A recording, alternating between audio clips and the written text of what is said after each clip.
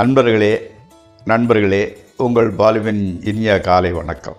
இன்று 26/3/2024, அதாவது பங்குனி மாதம் 13ஆம் தேதி செவ்வாய்க்கிழமை. பிரதமை திதி 2:56 மணி வரையில். அதுக்கப்புறம் துதியை திதி. அதே மாதிரி அஸ்த நட்சத்திரம் மத்தியானம் 1:33 வரை. அதற்கு மேலே சித்திர நட்சத்திரம். இன்றைக்கி ராகு காலம் சாயங்காலம் 3லேருந்து 4:30 வரைக்கும். அதே மாதிரி யமகண்டம் காலையில் 9லேருந்து 10 வரைக்கும். நல்ல நேரம் காலையில் 7:30லேருந்து 8:30, சாயங்காலம் 4:30 to 5:30. ஆமாம். அதே மாதிரி இந்த சந்திராஷ்டமம் யாருக்குன்னா கும்பராசிக்காரங்களுக்கு என்று இருக்கிறது. அணியக்கூடிய உடையின் நிறம் சிவப்பு. போடக்கூடாதது அதை சொல்லுவாங்க இல்லையா, பழுப்பு நிற கலர். அதாவது shade and dark and shadow, இந்த ஜீன்ஸ்லாம் போடுறாங்க இல்லையா, கொஞ்சம் டார்க்காக இருக்கும், கொஞ்சம் ஃபேடானது, அந்த மாதிரி பாடுறதை மேக்சிமம் தவிர்த்து கொள்ளுங்கள். ஆமாம். அதே மாதிரி நீங்கள் சாப்பிடக்கூடியது எப்படின்னு கேட்டிங்கன்னா, இட்லி சாப்பிடலாம், நல்லதே நடக்கும். அப்போது உங்களுக்கு இந்த அஸ்த நட்சத்திரம் நடக்கிறதுனால, மத்தியானம் 1:33 வரையில் நடக்கிறதுனால, உங்களுக்கு மன இயல்புகள் அதுக்கு தகுந்த மாதிரி 1:30 வரைக்கும் ஒரு மாதிரி நடக்கும். 1:30க்கு மேலே சித்திர நட்சத்திரனால ஒரு மாதிரி நடந்துக்கிட்டு இருக்கும். ஓகே, அதை ராசி பலன்களில் பார்ப்போம். இப்பொழுது ஜோதிட சம்பந்தப்பட்ட சின்ன குறிப்புகளை சொல்லிக்கொள்கிறேன். நம்ம கடகராசியை பற்றி பார்த்துக்கிட்டு இருந்தோம் இல்லையா, ரொம்ப லேட் ஆகிடுச்சு, 3-4 நாள் ஆகிடுச்சு. இன்னையோட அதை முடிச்சுக்கிடலாம். இப்போ கடகத்தினோட அம்சத்தில் பிறந்தவங்க விடாமுயற்சி. ஒரு தடவை ஃபெயில் ஆனால் கூட மீண்டும் மீண்டும் முயற்சி பண்ணி அதை ஜெயிக்கிறது வரைக்கும் விட மாட்டாங்க. அந்த விடாமுயற்சிங்கிறது முக்கியமாக அவங்களுக்கு. அடுத்து உயர்ந்த லட்சியம், சின்ன சின்ன அல்பமான ஆசையெல்லாம் வைக்க மாட்டாங்க. பெரிய லெவலில் தான் அவங்க எய்ம் பண்ணுறது. கொஞ்சம் பயந்த சுபாவம், ஆனால் வெளியே காட்டிக்க மாட்டாங்க. ஆமாம். யார்கிட்டதாலும் பேச்சு சகஜமாக பேசிடுவாங்க. ஈஸியாக அவங்கள்ட்ட ஃப்ரெண்ட்ஷிப் செஞ்சுக்கிடுவாங்க. அந்த பேச்சு சாமர்த்தியம் அவங்களுக்கு நிறைய இருந்துக்கிட்டு இருக்குது. அதனால தான் நான் சொல்லும் போதெல்லாம் அரசியல்வாதி ஆகணும், இல்லை டீச்சிங் ப்ரொஃபஷன், அதுக்கு காரணம் பேச்சு தான் அவங்களுக்கு மூலதனம். ஆமாம். அதே மாதிரி எப்படின்னு கேட்டிங்கன்னா, அவங்க பேசுகிறது ஹியூமர் ஆஃப் சென்ஸ், நகைச்சுவை ரொம்ப ஜாஸ்தி இருந்துக்கிட்டு இருக்கும். அதே மாதிரி சொந்த ஊர் சொந்த மொழியில் அபார பற்று.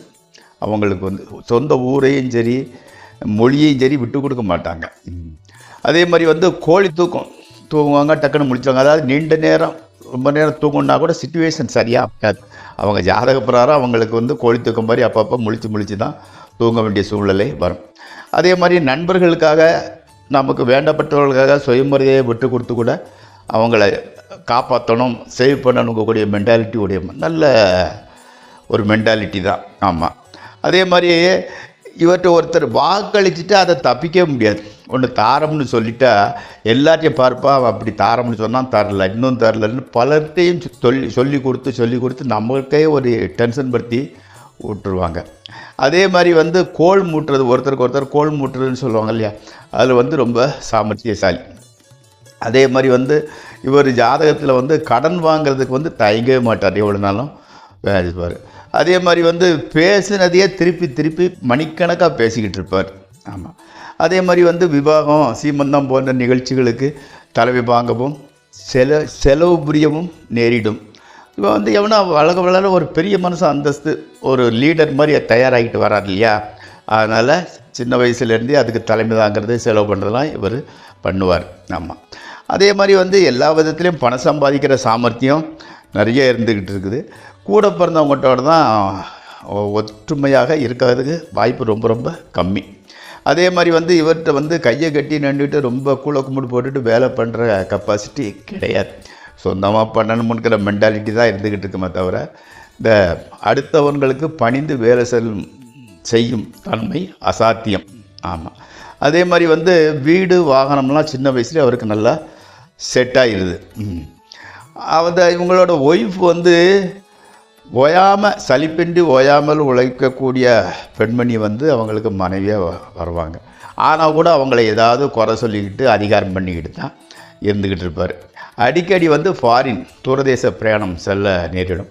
அதே மாதிரி வந்து அதிக செலவு பண்ணுவார். பட் கம்பீர உடம்பு அந்த ட்ரெஸ்ஸிலேயே ஒரு கெத்து இருந்துக்கிட்டு இருக்கு.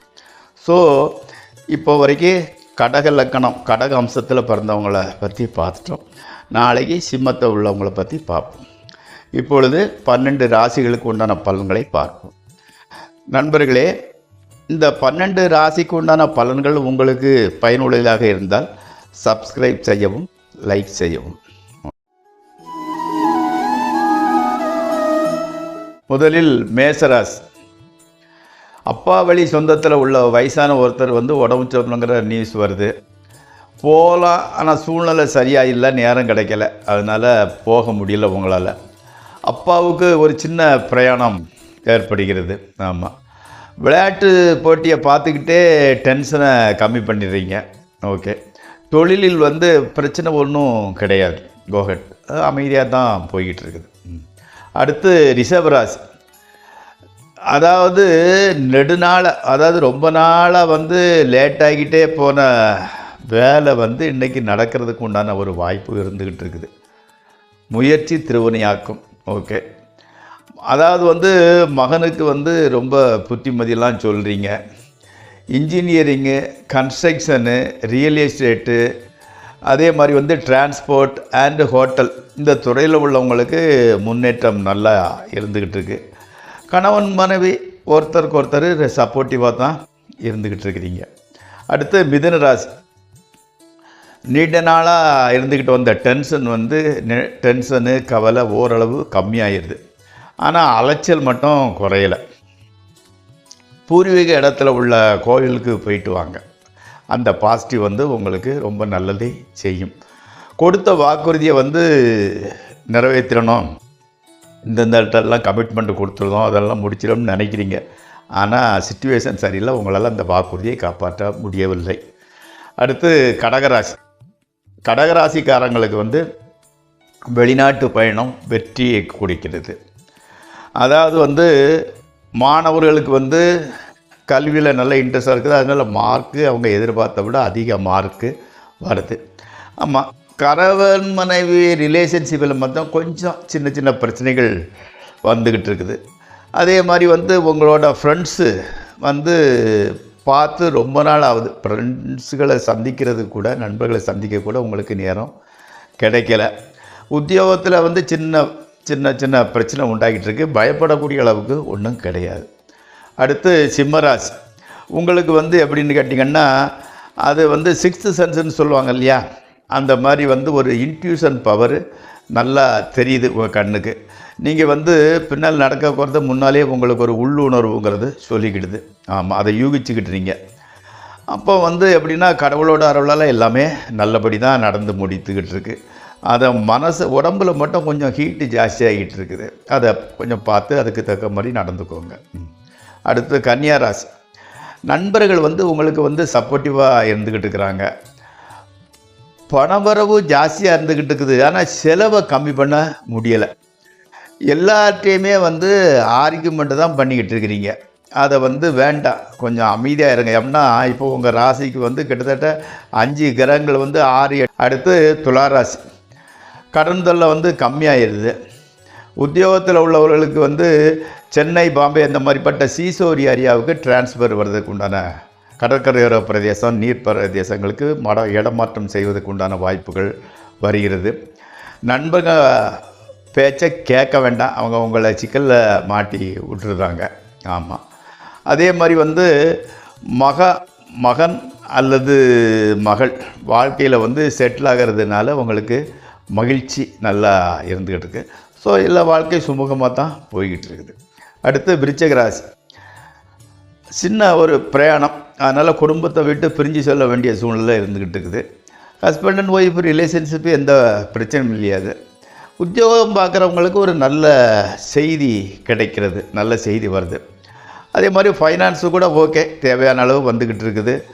ஃப்ரெண்ட்ஸு சப்போர்ட்டிவாக இருந்துக்கிட்டு இருக்கிறாங்க. ஸோ இன்றைய பொழுது நல்ல பொழுதாகவே கழிகிறது. அடுத்து தனுசு ராசி. நீண்ட போராட்டத்துக்கு அப்புறம் கடவுள் அருளால் நல்ல வேலை கிடைக்குது. ஆமாம், அதே மாதிரி மனைவி உடல்நிலை நன்றா தான் இருந்துக்கிட்டு இருக்குது. வீட்டை சுத்தம் பண்ணிக்கோங்க. வீட்டில் வந்து அந்த ஒட்டடை அது இது இருக்கிறதுனால கொஞ்சம் நெகட்டிவ் ஜாஸ்தி ஆகிட்டு போகுது. ஸோ வீட்டை நல்லா சுத்தம் பண்ணிக்கோங்க. சுத்தம் பண்ண வேண்டியது அவசியம் கூட. ஆமாம். சகோதரர்கள் வந்து உங்கள் கூட பிறந்தவங்கெல்லாம் நல்ல இதில் இருக்கிறாங்க. அதனால் வந்து மனசுக்கு வந்து உற்சாகமாக தான் இருந்துக்கிட்டு இருக்கு. அடுத்து மகர ராசி. நில சம்மந்தப்பட்ட பிரச்சனையில் கொஞ்சம் கொஞ்சமாக அதை ஒன்றா செட்டில் பண்ணிக்கிட்டு வரீங்க. மனைவியின் செயல்பாடு வந்து உங்களுக்கு அவங்க நடந்துக்கிற முறை உங்களுக்கு ரொம்ப சந்தோஷத்தை தருகிறது. அதே மாதிரி வந்து மாணவர்களுக்கு கூட நல்ல மார்க் வருது. அப்பா அம்மா உடல்நிலை ஓகே, பரவாயில்ல. புதிய வாகனம் வேணும்னு நினச்சிக்கிட்டே இருக்கிறீங்க. அது அந்த நினைப்பு வந்து நிறைவேறுகிறது. வாகனம் வாங்கிடுவீங்க. அடுத்து கும்பராசி. வேலை பார்க்குற இடத்துல உங்களுக்கு கொஞ்சம் பிரச்சனை கொண்டுக்கிட்டே இருந்தார் ஒருத்தர். அவர் வந்து வேறு இடத்துக்கு ட்ரான்ஸ்ஃபர் ஆகி போயிட்டார். அப்பா இப்போ நான் நிம்மதின்னு ரிலாக்ஸாக ஆகுறீங்க. அதே மாதிரி வந்து ஹையர் எஜுகேஷன், அதில் வந்து இந்த இது சேரவா இந்த சேரனா கொஞ்சம் அலைச்சல் திருச்சல் இருந்துக்கிட்டு ஹையர் எஜுகேஷன் போகணும்னு நினைக்கிறவங்களுக்கு. பேரண்ட்ஸ் உங்களுக்கு வந்து சப்போர்ட்டிவாக இருந்துக்கிட்டு இருக்கிறாங்க. ஆமாம், பணத்தை பற்றி கவலைப்பட வேண்டாம், அது அவங்க அரேஞ்ச் பண்ணி கொடுத்துருந்தாங்க. அடுத்து மீனராசி. அதே மாதிரி வந்து மனசுக்கு பிடிச்ச நபரோட சாயங்காலம் பொழுத கழிக்கிறீங்க. அது நல்ல ஃப்ரெண்ட்ஸாக இருக்கலாம், யாரையும் இருக்கலாம். மிகவும் பெருந்தன்மையாக நடந்துக்கிட்டு இருக்கிறீங்க. பெருந்தன்மையாக பேசிக்கிறீங்க. ஆச்சரியமாக இருக்குது. என்னப்பா இப்படி சிடுசிடுன்னு பேசுனாலும் இவ்வளோ பெருந்தன்மை இவ்வளோ ஜாலியாக பேசுகிறாருன்னு எல்லாருக்கும் ஆச்சரியம் அளிக்கக்கூடிய அளவில் நல்லபடியாக பேசுகிறீர்கள்.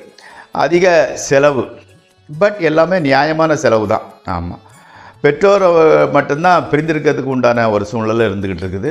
உத்தியோகத்தில் ரொம்ப நல்ல பேரை எடுத்துக்கிட்டு இருக்கிறீங்க. ஓகே, இப்பொழுது 12 ராசிகளுக்கு உண்டான பலன்களை பார்த்து விட்டோம். நாளை மீண்டும் சந்திப்போம். உங்கள் அன்பன் பாலு.